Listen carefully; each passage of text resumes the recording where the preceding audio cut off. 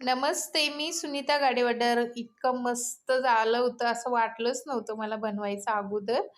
खरंच खूप मस्त चविष्ट झालं होतं. रस्सम राईस आणि एक नंबर चवीला झालं होतं रस्सम. तर मला तर जास्त भात आवडत नाही, पण मी आज भरपूर भात खाल्ली कारण इतकं छान मस्त झालं.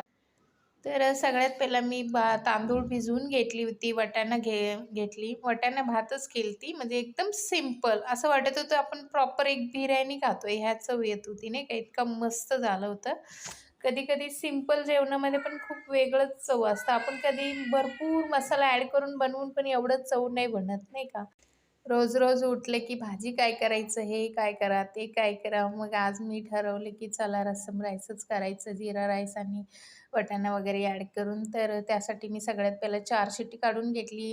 टमाटरचं छान असं त्याला ग्रँड वगैरे करून घेतली. इकडं दूध वगैरे गरम करायला ठेवते. तसंच म्हणजे सगळं एका हाताने इकडचं किचन वटावरचं जे बी कामं असतात आपलं उरकून घेते मी.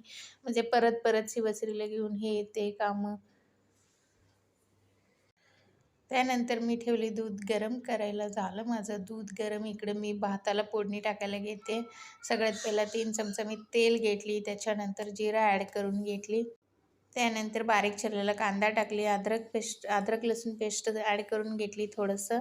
अद्रक लसूण पेस्टनी काय जीव येते त्याच्यामध्ये. इतकं छान मस्त चव येते प्रत्येक जेवणामध्ये नाही का. तर असं मस्त त्याचं फ्राय झालेलं आहे. तर आता मी याच्यामध्ये एक बिर्याणी मसाला होता ते ॲड केली 5 वाला. त्याच्याने अजूनच चव त्याचा 10 पटीनं वाढलं. 1-2 लवंग आणि दालचीनसुद्धा ॲड करून घेतली त्याच्यामध्ये आणि मस्त त्याचा गरम मसाला ॲड केल्यानंतर वाटाणा आणि तांदूळसुद्धा ॲड करून घेतले. मग 1-2 उकळी आल्यानंतर त्याला बारीक मंद गॅसवरती ते मुरायला. त्यानंतर इकडे टमाटासुद्धा रेडी झालेला आहे. त्याचासुद्धा फोडणी टाकून घेतली. बाकीचं मग भांडी वगैरे सगळं घासून घेतली.